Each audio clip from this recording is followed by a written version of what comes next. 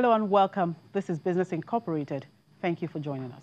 I'm Chimeze Obi Iwagu. Today on the show, the International Air Transport Association projects a $300 million net loss for African carriers in 2019. Uganda says pipeline investors want higher tariff and says this may delay first oil. And OPEC sees lower oil demand at 31.4 million barrels per day in 2019. Let's get the show started now with the markets, and the major markets on the African continent were in the green at intraday, with South Africa leading gains. The JSE index was up 1.03%. The EGX 30 index was up 1%, and the Nigerian stock index was also up 0.15%. However, Kenya bucked the trend, closing in the red on Wednesday at 1.15%. And positive sentiments also trailed markets in the Middle East. In Dubai, the index added 0.99%, while Saudi Arabia's index was up 0.10%. The Abu Dhabi stock market index was up 0.50%, while Qatar's index edged higher at 0.22%. And in Europe, stocks were slightly higher today amid signs of cooling tensions between the world's two largest economies. Investors are also closely monitoring a series of interest rate announcements. Switzerland and Norway are expected to announce whether there are any changes to their benchmark rates before the European Central Bank gives its latest update on euro area monetary policy. Let's cross over now to Frankfurt, where Conrad is standing by to give us more details about happenings across the European space. Good afternoon, Conrad. A beautiful day to you. Good afternoon, Chimmy. The same to you. Hello, Nigeria. Thank you, Conrad. Well, in a short while, the European Central Bank will update its key interest rate, and it is expected to announce the ending of its huge quantitative easing. It's losing monetary policy. How much trouble is this causing on the market still? Have they had enough time to prepare for it? I would say they definitely have had enough time, Chimmy, since we, and first and foremost the European Central Bank itself, have been speaking for such a long time about this ending of quantitative easing to be expected for the end of this year. And remember, the European Central Bank is not ending this super generous, super extraordinary monetary policy within one single moment. It's slowly phasing this out.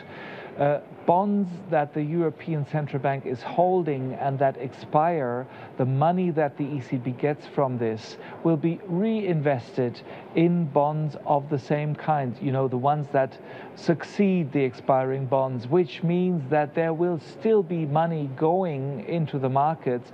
It's just that there will be no extra money printed by the Reserve Bank and put in those asset purchases. The press conference of the ECB President Mario Draghi is about to start in about an hour. Most people here on the trading floors are convinced that he will have to deliver another very delicate balancing act, because on the one hand, he will of course have to sound sure enough and confident enough to really have a lot of arguments and enough arguments for this ending of quantitative easing. And on the other hand, he will also have to sound concerned enough not to inspire too many speculation on the trading floors about what to expect and when to expect rate cuts in the Eurozone, because we have to keep in mind the economy is not really doing in the Eurozone what it should have done according to the ECB. Growth is much, much weaker, and inflation at the moment is near target. Here in Germany, it's even slightly above the 2% that the European Central Bank is targeting, but the development in the oil prices and petrol prices are indicating that there's likely going to be weaker consumer price inflation in the coming months. So the outlook is pretty much uncertain. It's very likely that Mario Draghi will say things this afternoon that sound like alternative possibilities for the European Central Bank to support the markets and to support the economy, even though quantitative easing is about to come to an end.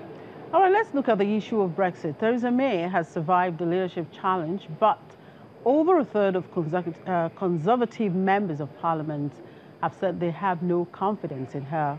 What's the reaction on the market? Well, mostly relief, Chimi, because a majority of people on the markets are convinced that it would have been devastating for markets and for the economy in Britain if Theresa May had lost last night this leadership challenge.